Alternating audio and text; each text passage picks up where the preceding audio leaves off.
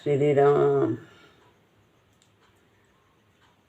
गुरुर्ब्रह्मा गुरुर्विष्णु गुरुर्देव महेश्वरा, गुरु साक्षात् परब्रह्म तस्मै श्री गुरुवे नमः।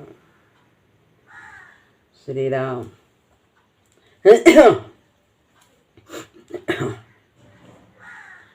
श्रीमद् भगवद गीता अध्याय 4 श्लोक है 23वां 23।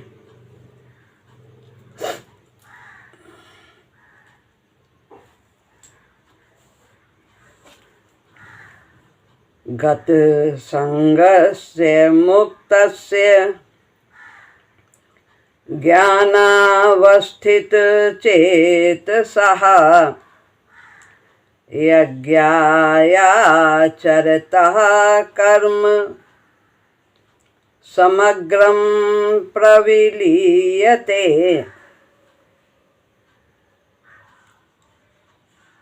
गत संगस्य, गत मने समाप्त हो गई है, चली गई है। क्या?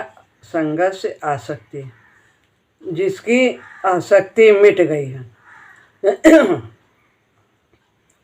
मुक्तस्य, मुक्त हो गया है जो। ज्ञानावस्थित चेतसा, जिसकी बुद्धि स्वरूप के ज्ञान में स्थित है। यज्ञायाचरता,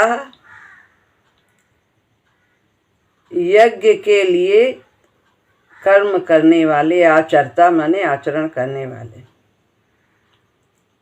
यज्ञ के लिए कर्म करने वाले मनुष्य के कर्म माने कर्म समग्रम संपूर्ण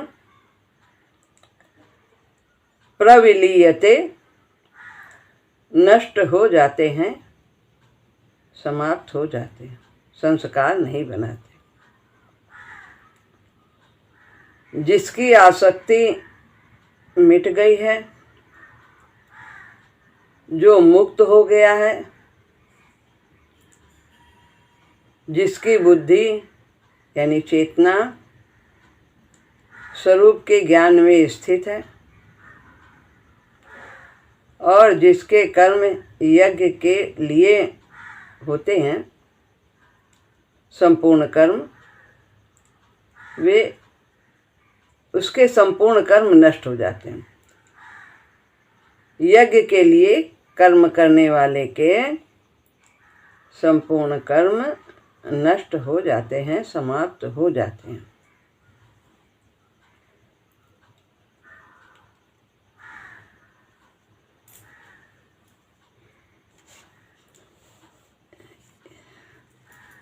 यह कर्म अकर्म के बारे में भगवान जो अभी तक वर्णन कर रहे थे, तो यह इस प्रसंग का अंतिम श्लोक है। सिद्ध की सिद्ध का कैसा सुंदर वर्णन किया है गुरुजी कहते हैं। सिद्ध यानी जो सिद्ध पुरुष है, उसने जो सिद्धि प्राप्त की है, यानी जो स्थिति प्राप्त की है तत्व ज्ञान की, उसकी स्थिति का वर्णन करते हैं कि वो कैसा हो जाता है। साधना पूरी हो चुकी है, अब उसको कुछ करने का नहीं है, वो कर्म बंधन से मुक्त विचरता है। करते हुए भी उसके कर्म पानी पर की लकीर बन जाते हैं। जैसे पानी पे लकीर खींचो, तुरंत वो पीछे मिटती चली जाती। तो एक होता है लोहे पर लकीर, एक होता है पत्थर पर, एक होता है बालू पर, मिट्टी पर होता है, और एक होता है बालू पर। कितने तरह के हम खींचते हैं। और फिर अंत में जो बताया वो पानी पर की लकीर। लोहे में जो गाड़ दो, लकीर बना दो, वो मिटने का नाम नहीं लेगी। और पत्थर की भी बहुत समय में बिगड़ती है, और मिट्टी में उससे जल्दी यदि लकीर खींचते हैं तो उससे थोड़ा जल्दी, पत्थर से जल्दी मिटती है। और बालू की लकीर और जल्दी मिटती है। पानी की लकीर तो तुरंत ही मिट जाती है। बिल्कुल कोई भी संस्कार नहीं बनता है ऐसा कर्म करने वाले के, वो करते हुए दिखता है लेकिन कोई संस्कार करते हुए वो नहीं बनाता, मुक्त होता है, क्योंकि वो गत संगत है, उसमें आसक्ति नहीं है। कामना होती है और फिर ये दोनों ही उसकी समाप्त हो जाते हैं। विषयों का चिंतन करने से आसक्ति होती है, और फिर उसके पश्चात उसको पाने की कामना होती है, और फिर उससे ममता हो जाती है। तो ये सब बंधन के कारण। लेकिन उसमें जो सिद्ध पुरुष है, जिसने साधना पूरी कर ली है, उसमें ऐसा कुछ भी नहीं है। कर्म समग्रम प्रविलीयते, उसका समग्र कर्म विलीन हो जाता है। समग्र यानी समूचा का समूचा, संपूर्ण कर्म। न शरीर से ही करते हुए उसे कोई अहंकार होता है कि मैंने किया, मन में भी नहीं रहता उसका प्रभाव। पूरी तरह से वो असंग रहता है कर्म से, उसका कुछ भी तो बाकी नहीं रहता। साधना की अवस्था और सिद्ध की अवस्था में अंतर है। साधना और सिद्ध, साधना जिसने अभी अभी चलना शुरू किया है इस मार्ग पर, वो साधक है, और जो सिद्ध है, जिसने साधना पूरी कर ली है, वो सिद्ध है। तो मार्ग पर जब हम पहला कदम उठाते हैं, उसी समय तो हम नैष्कर्म की स्थिति नहीं प्राप्त कर लेते हैं। हमारा जो कर्म है वो तत्काल अकर्म तो नहीं बन जाता, करते करते बनता है, भावना बनती है। निष्ठा से युक्त हमारा कर्म हमें निर्मल करता चला जाता है। जैसे जैसे निष्ठा बलवती होती है, प्रभु के प्रति विश्वास होता है, दृढ़ता आती है, और कर्म भी उसी प्रकार से होते हैं, उसी का आश्रय हम देखते हैं। तो जैसे जैसे निष्ठा बलवती होती है, हम निर्मल होते जाते हैं, हमारी आसक्ति क्षीण होती जाती है, ईर्षा राग द्वेष ये सब क्षीण होते चले जाते हैं, बुद्धि हमारी निर्मल होती है, इंद्रियों पर अधिकार होने लगता है। महाराज जी कहते हैं कि जो हमें करना चाहिए वही हम करते हैं, उसे ही ग्रहण करते हैं, तो इंद्रियां मनमानी नहीं करती हैं। अहंकार भी हमारा कमजोर होता चला जाता है। ये अहंकार तो सब कुछ भस्म कर देता है, हमारा किया कराया हुआ जो कुछ भी शुभ कर्म होते हैं, अहंकार के कारण सब समाप्त हो जाता है। तो अहंकार भी शांत होता चला जाता है। तो फिर कहते हैं हमारे निष्ठा में कर्म से प्रभु कृपा होती है। जब हम इस प्रकार से निष्ठा से युक्त रहते हैं प्रभु के प्रति, तो हम पर प्रभु की कृपा अवतरित होती है। वही हमें पूर्णत्व की ओर ले जाती है, उसी से हम पूर्ण होते हैं। प्रभु की कृपा से ही प्रभु को जान सकते हैं। यही जाने सोई देव जनाई, और जानत तुम्हें तुम्हें हो जाए। पर होता है धीरे धीरे धीरे धीरे। स्वभाव का परिवर्तन समय और धैर्य की मांग करता है। जैसे यह परिवर्तन होता जाता है, वैसे ही कर्म के द्वारा होने वाला संस्कार भी दुबला होता चला जाता है। यानी आज ही हमारे सत्संग में आज ही राम नाम जपना शुरू कर दिया और हम निर्मल हो गए कि अब सत्संग में जाने लगे और फिर सारे विकार आदि समाप्त हो जाएं, चिंता करने लगें, ऐसा नहीं होता, समय लगता है। कढ़ाई में कालिख लगी है, वो एक ही हाथ मारने में तो नहीं साफ हो जाती, कितनी जमी हो, तो उसके लिए थोड़ा प्रयास करना पड़ता है, समय लगता है। इसी तरह स्वभाव के परिवर्तन में भी समय लगता है। आखिर निष्ठा भी तो बनते बनते ही बनती है। जितने हम निर्मल हो जाते हैं उतनी ही निष्ठा उज्जवल होती चली जाती है। तो इस प्रकार निर्मल होंगे तो उज्जवल भी हो जाएंगे। जब साफ जल होता है तो नीचे कुछ भी पड़ा हो वो दिखाई देता है, और यदि गंदा है तो कितना पास भी हो, नज़दीक भी हो, तो भी नहीं दिखाई देगा क्या है कहाँ है। तो फिर हम जब निर्मल होते हैं तो हमें स्वरूप का बोध होने लगता है। ऐसा चलता हुआ साधक कालांतर में सिद्धि को लाभ करता है, फिर उसका कोई भी कर्म संस्कार नहीं बनाता। फिर वही जैसे अभी का पानी पर की लकीर हो जाते हैं, करता हुआ दिखता तो है पर वो खुद कुछ नहीं करता, उसे ये भली भांति ज्ञान होता।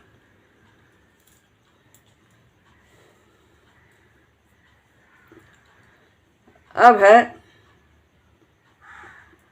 गत संगत से। 4 बातें बताई हैं। गत संगत से मुक्त से ज्ञानावस्थित चेसा यज्ञाया चरता। आसक्ति से रहित और मुक्त और ज्ञान में उसकी चेतना स्थित रहती है, और उसके कर्म सभी यज्ञ के लिए ही होते हैं। तो यहाँ गत संग के विषय में महाराज जी बताते हैं, आसक्ति का उसमें लेस मात्र भी बाकी नहीं रह जाता। जो सिद्ध पुरुष है, जिसने साधना पूरी कर ली है, तो कोई भी जो कुछ भी है ये मेरा है, आसक्ति ऐसा उसके अंदर कुछ भी नहीं रहता, चिपकन नहीं रहती, लगाव नहीं रहता। जितना हम आसक्ति से रहित होते हैं उतना ही अपने को निर्बंध प्रतीत करते हैं। निर्बंध यानी बंधन से मुक्त। आसक्ति ही तो बांधती है कि ये मेरा है, हमें प्राप्त हो जाए, मिल गई, तन मेरा, धन मेरा, जन मेरा, सब कुछ मेरा, मान सम्मान मेरा। तो इस प्रकार वह आसक्ति से, मेरेपन से रहित होता चला जाता। कर्मयोगी का अहम भी सेवा में लग जाता है। यदि उसके द्वारा कोई सेवा होती है तो वो भी स्वयं सोचता नहीं कि मैं कर रहा हूँ, मैंने सेवा किया, कि उसके भीतर मैं सेवक हूँ, यह भाव भी नहीं रहता। यह भाव तो मनुष्य को सेवक पने के अभिमान से बांध देता है। सेवक पने का अभिमान तभी होता है जब सेवा सामग्री के साथ अपनापन हो। मैंने इस शरीर से उसकी सेवा की, मैंने धन से उसकी सेवा की, ये हमने धन को अपना माना, ये हमने तन को अपना माना। सेवा की वस्तु उसी की थी, उसी को दे दी, तो इसमें हमारा क्या हुआ? हम तो उड़े हुए। इसलिए सेवक न रहे, केवल सेवा ही रह जाए। यह भाव रहे कि सेवा के बदले धन, मान, बड़ाई, पद, अधिकार आदि कुछ भी नहीं लेना है, क्योंकि उस पर हमारा हर अधिकार नहीं है। उसे स्वीकार करना अनाधिकार चेष्टा है। लोग मुझे सेवक कहें, ऐसा भाव भी न रहे। इस प्रकार संसार की वस्तुओं को संसार में लगाना। आसक्ति और हमारे संस्कार परस्पर बहुत संबंध रखते हैं। जितनी आसक्ति होगी उतना ही संस्कार बनेगा, और संस्कारों के क्षय होने से आसक्ति भी क्षीण होती चली जाती। ये दोनों एक दूसरे से जुड़े हैं, आसक्ति और संस्कार। संस्कार है तो आसक्ति होगी, आसक्ति है तो संस्कार बनेंगे। जैसे जैसे आसक्ति क्षीण होती चली जाती है और संस्कार भी क्षीण होते चले जाते हैं। चिपकन हमारी कि हमने कर्म किया, ये मेरा है, मेरे द्वारा हुआ है, यही आसक्ति, ये मेरा है, ये सामग्री मेरी है, इसके द्वारा हमने काम किया है। वास्तव में दोनों साथ साथ क्षीण होते हैं, क्योंकि क्षय करने वाली शक्ति दोनों से परे है। कौन क्षय करता है? आत्मा की शक्ति से, हमारी निष्ठा से ये सब क्षीण होते हैं। तो यह आत्म तत्व में जब बोध होता है, ज्ञानावस्थित जैसा, ये सब क्षीण होते चले जाते हैं, क्षीण। तो हम, क्योंकि क्षय करने वाली शक्ति दोनों से परे है। कौन सी? जगती हुई निर्मल चेतना, यह काम करती चली जाती है। हमारी जो चेतना है, जो सुप्त अवस्था में रहती है, जब साधना करते हैं तो ये जागृत होती चली जाती है और उच्च स्तर पर स्थापित होती चली जाती है। तो जगती हुई कैसे जगेगी? इस साधन करने से, गुरु के बताए रास्ते पर चलने से ये चेतना जागृत होती चली जाती। सोता सिंह जगे मन बन में, और भागे पशुवत विषय विकार। सब विषय विकार सब भाग जाते हैं, दूर हो जाते हैं, नष्ट हो जाते हैं, उनका परिशोधन हो जाता है। वो जो कुछ भी छूता है या पकड़ता है, वो ऐसे हाथों से पकड़ता है कि उस पर निशान ही नहीं रहता। जैसे हम कोई चीज़ छूते हैं तो उसमें हमारी उंगलियों के निशान आ जाते हैं, लेकिन जो कर्मयोगी है वो इस प्रकार कुछ भी कार्य करता है तो उसमें निशान तक नहीं आते हैं उसके हाथ के, इतना अछूता वो रहता है। गंध भी नहीं रहती है। वह हो सकता है सभी का हो सकता है। वास्तव में वो सभी का हो सकता है। जितने संसार में प्राणी है सब उसके अपने हो जाते हैं, उसे कोई पराया नहीं रहता, किसी से राग द्वेष नहीं होता। वो सभी का हो सकता है और सभी उसके हो सकते हैं। तो इस प्रकार उसे कहीं भेदभाव नहीं रहता, सब में सिया राम में सब जग जाने, क्योंकि वो किसी पर वास्तव में कब्जा नहीं करता, कुछ वो अपना नहीं मानता। सब जगह प्रभु हैं और प्रभु की ही वस्तु है, क्रिया है, पदार्थ है, सब कुछ उन्हीं का है, उन्हीं के द्वारा हो रहा। अब है मुक्तस्य गत संग हुआ। अब मुक्तस्य ये कि वो मुक्त होता है। किससे होता है? बंधन से मुक्त होता है। बंधन से कब मुक्त होते हैं? जब हम विकारों से मुक्त होते हैं, तभी हम बंधन से मुक्त होते हैं। संस्कार से मुक्त होते हैं, संस्कार नहीं बनते। ये राग द्वेष से ही सारे विकार उत्पन्न होते हैं। जब वो बंधन से मुक्त, कहते हैं बाहर का छूटना भी कोई छूटना है, महाराज जी कहते हैं।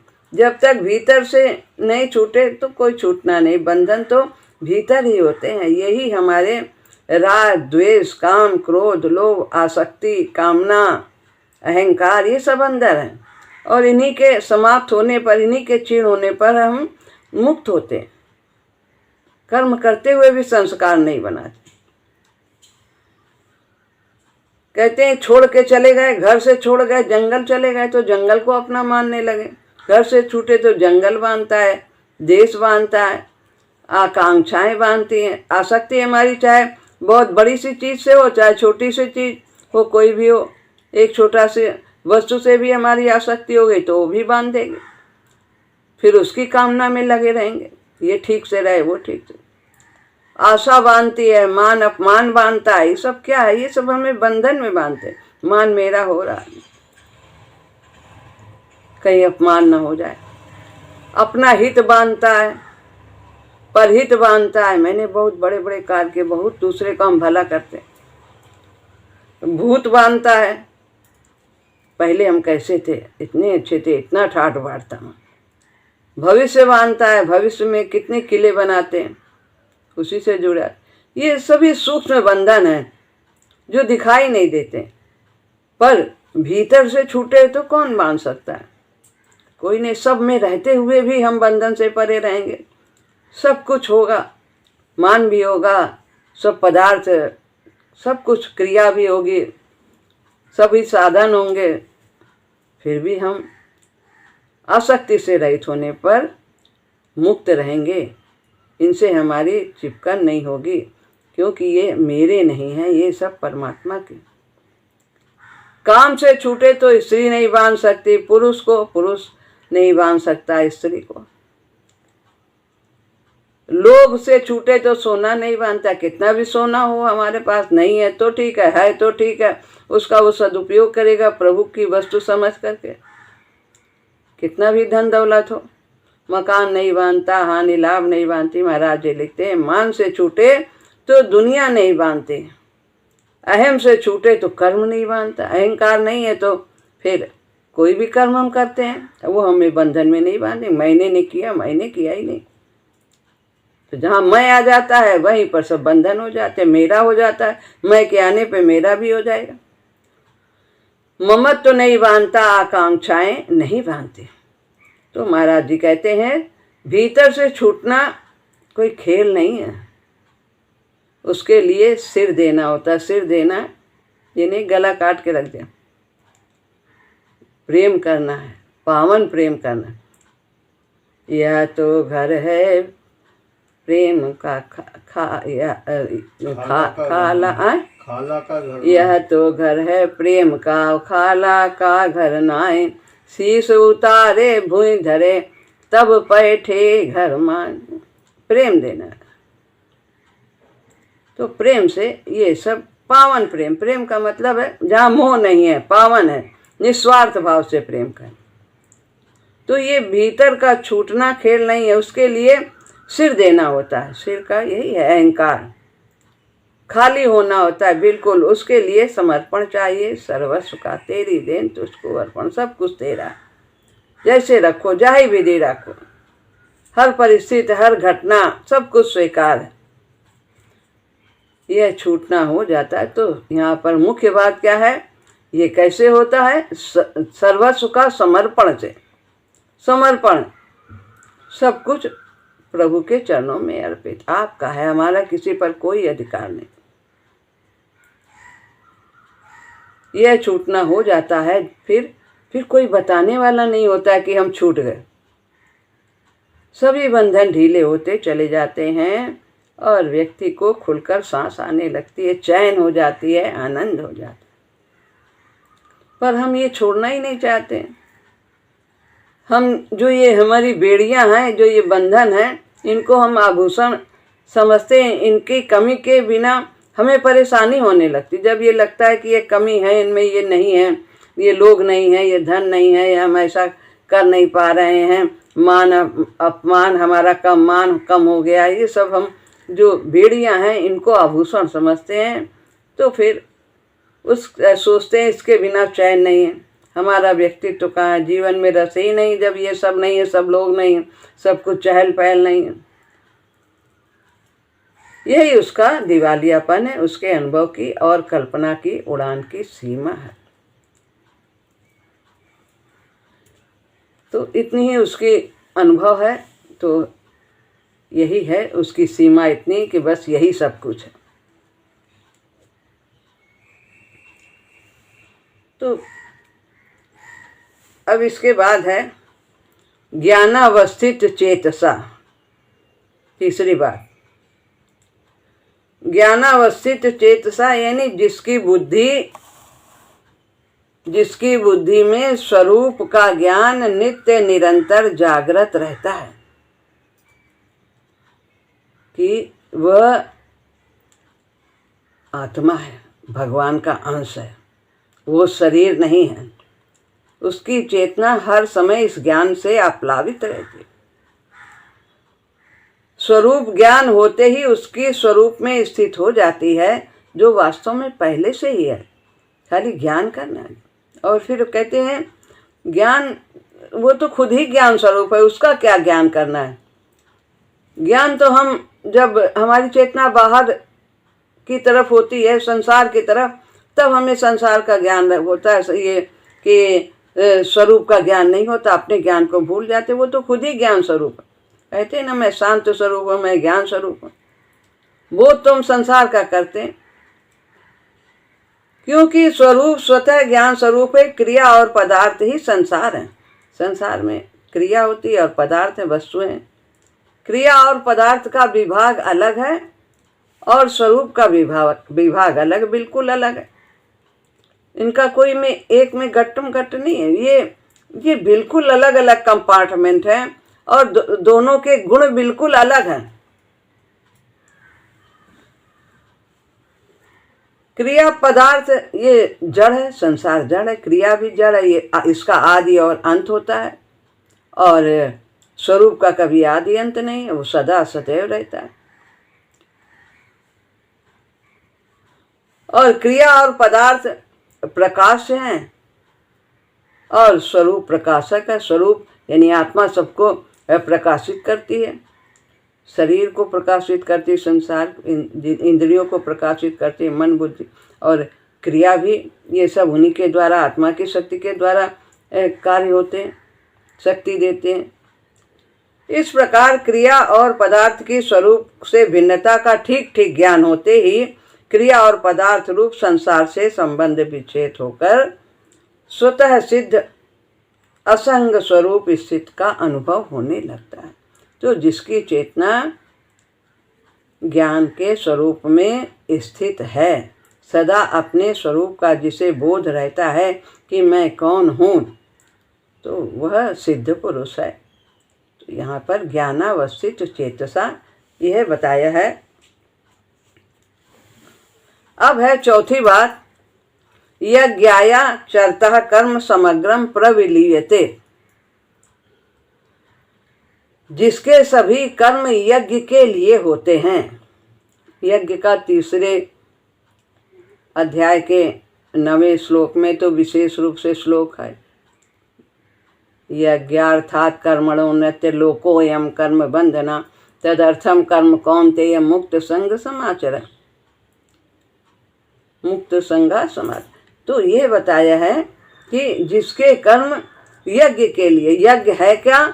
परमेश्वर की सेवा ही यज्ञ है। इस भाव से किया हुआ प्रत्येक कर्तव्य कर्म यज्ञ हो जाता है। कोई आवश्यक नहीं है कि हम अग्नि जला के हवन सामग्री डालें वही यज्ञ है, नहीं, वो तो नाम मात्र का है। हमारे सुबह से शाम तक जितने भी कर्म हैं, जो कर्तव्य कर्म हैं, वो सब यज्ञ स्वरूप होने चाहिए, भगवत भाव से होने चाहिए। तो जिसके कर्म यज्ञाया चरता, यज्ञ के लिए आचरित हैं, तो ऐसा कर्मयोगी बंधन से मुक्त होता है। निस्वार्थ भाव से केवल दूसरे के लिए कर्म करना यज्ञ है, जहाँ कोई कामना नहीं, परहित का भाव, संसार की वस्तु को, संसार के क्रिया को सब संसार के लिए ही लगाना है, अपना स्वार्थ नहीं है। ये कर्मयोग है। तो यहाँ इसमें भगवत भाव नहीं होता है। एक कर्मयोग है, एक कर्मयोग और भक्ति योग है, तो वो मिश्रित होता है। तो जो विशुद्ध कर्मयोग है उसमें केवल कर्तव्य की दृष्टि से कर्म किया जाता है, निष्काम भाव से किया जाता है। और जो भक्ति मिश्रित कर्मयोग है उसमें भगवत भाव भी होता है और निष्काम भाव भी होता है। तो हमारी जो साधना है, जो हमें गुरुदेव ने बताया है, वह भक्ति मिश्रित कर्मयोग है। तो यहाँ पर चर्चा तो गीता है, तो इसलिए सब कुछ, सारे जो हमारी साधन है भगवान प्राप्ति के, जो कुछ भी हैं, उनके सबके बारे में वर्णन किया गया है। तो इसलिए हम उन सबको जानना हमारे लिए आवश्यक है। जानते हैं गीता में है, तो उनको सबको अंतर क्या फर्क है। तो कर्मयोग भी, साधना इसके द्वारा भी भगवान की प्राप्ति होती है, ज्ञान योग के द्वारा भी होती है, भक्ति योग के द्वारा भी।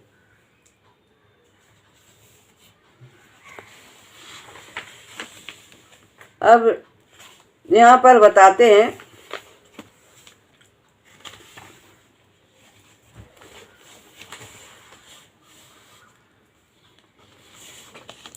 समष्टि तथा व्यष्टि में आत्म त्याग जिसका मूल मंत्र है। सब जितना भी संसार में जो कुछ भी क्रिया हो रही है, जो प्रकृति कर रही है, वो सब आत्म त्याग कर रही, एक दूसरे की सेवा में लगे, कोई भी स्वार्थ नहीं है उसमें। सब परमात्मा के संसार रूपी यज्ञ में अपनी आहुति दे रहे हैं, सब अपने कर्तव्यों के द्वारा। तो व्यष्टि हो या समष्टि हो, सब त्याग के लिए ही कर्म करते हैं। जिससे आश्रित है यह विश्व की लीला, वही तो यज्ञ है। सारा संसार तो इसी से चल रहा है। सब अपने अपने कर्तव्यों का पालन कर रहे हैं। सब प्रकृति जितनी है वो सब अपने अपने कार्य कर रही है। जल, सूर्य, जितना भी कुछ है, धूप, वायु, सब प्राणी मात्र अपने अपने कर्तव्य का अपनी अपनी शक्ति के अनुसार निष्काम भाव से पालन करते हैं। यही यज्ञ है और इसी से यह संसार चलता है। जब हम सीमाबद्ध करने वाले अहम से खाली होते हैं तो समष्टि की धाराएं अविकृत रूप में हमें प्रवेश कर सकती हैं। हमें अहंकार हमें सीमाबद्ध कर देता है। हमारा अहंकार मैं कर दिया तो बस इसी में हम इतने ही शरीर में रह जाते हैं। मैं है तो ये हमें सीमा में बांध देता है। लेकिन जब हमें सीमाबद्ध करने वाले ये जो हमारा अहंकार, इससे हम खाली होते हैं, इससे रहित होते हैं, तो समष्टि की धाराएं जो वायुमंडल में महाशक्ति की धारा है वो अविकृत रूप से यानी शुद्ध रूप से हमें प्रवेश पा जाती है। और जो हमारा द्वार बंद था अंदर उसके आने का, हमारे विकारों के कारण वो खुल जाता है और हमारा जीवन समष्टि का जीवन हो जाता है, सभी के लिए हो जाता है। सभी में वही दिखाई देता है। वो प्रवाह हमें ओतप्रोत कर देता है जो समष्टि में प्रवाहित हुआ, उसे विकास के पथ पर अग्रसर करता है। फिर वही व्यक्ति वह नर होते हुए भी भीतर से नारायण हो जाता है और पुरुष होते हुए भी पुरुषोत्तम हो जाता है, पूरी तरह से प्रभु का यंत्र हो जाता है। जब हम अहंग से खाली होते हैं तब उसकी शक्ति, महाशक्ति जो है वो हमें अविकृत रूप से यानी शुद्ध रूप से हमें प्रवेश करके हमें पूर्ण रूप से निर्मल कर देती है और हम नर से नारायण और पुरुष से पुरुषोत्तम, नर होते हुए भी नारायण और पुरुष होते हुए भी पुरुषोत्तम हो जाते हैं, यानी भगवान के यंत्र बन जाते हैं। क्योंकि बांधने वाली खूंटी तो अहंकार ही होती है। जब ये खत्म हो गई तो कौन बांधेगा, किससे बंधेगा। तो यहाँ पर एक बात बताना है कि कर्म, क्रिया और कर्म योग, ये तीन बातें अलग अलग हैं। एक क्रिया होती है, एक कर्म होता है और एक कर्म योग होता है। तीनों में अंतर हम थोड़ा समझ लें तो जैसे क्रिया के लिए हम समझते हैं कि शरीर बालक से जवान तथा बूढ़ा हो गया, यह क्रिया है। इसमें किसी ने कुछ किया नहीं, वो स्वतः ही हो गया, ये क्रिया है। और जैसे कि गंगा जी का बहना है और उसमें कोई डूब जाए और या कोई खेती आदि उससे करे तो उसको पाप पुण्य नहीं लगता, क्योंकि वो अपना कार्य कर रही, क्रिया कर रही। और एक होता है कर्म, पर क्रिया से कोई पाप नहीं होता, न पुण्य होता है, न बंधन होता है, न मुक्ति होती, कुछ नहीं। लेकिन जब मनुष्य क्रिया से संबंध जोड़कर उसको करने वाला बन जाता है, क्रिया हो रही है तो जब उसने सोचा मैं कर रहा हूं, ये काम मैंने किया है, तब वो कर्म बन जाता है। जहाँ करता होगा वहाँ फल भी होगा, फल भी मिलेगा, तो फिर वो कर्म फल देने वाला हो जाता है।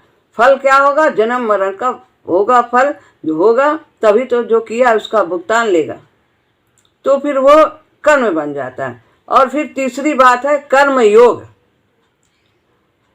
कर्म योग जब हम परहित के लिए कार्य करते हैं तो वो कर्म योग हो जाता है, निष्काम भाव से कर्म करते हैं। कर्म में तो करने का भाव है और कर्म योग में निष्काम भाव होता है, तो कर्म से बंधन होता है लेकिन जब निस्वार्थ भाव से केवल दूसरे के हित के लिए कर्म किया जाता है तो वो कर्म योग होता है। कर्म योग से बंधन मिट जाते हैं, यही यज्ञाया चाहता है। और बंधन मिटता है, परमात्मा से योग होता है और नित्य संबंध का अनुभव होता है। तो यहाँ पर ये चार बातें इस श्लोक में बताई गई हैं। गत संग मुक्त से ज्ञानावस्थित जैसा यह ज्ञाया चरता कर्म समग्रम प्रविलीयते। चार बातें हैं कि वो आसक्ति से रहित होता है, मुक्त होता है, विकारों से मुक्त होता है और उसकी चेतना ज्ञान में स्थित रहती है, अपने स्वरूप के ज्ञान में, और उसके सारे कर्म यज्ञ के लिए होते हैं और इस प्रकार सभी बंधनों से वह मुक्त हो जाता है। श्री राम।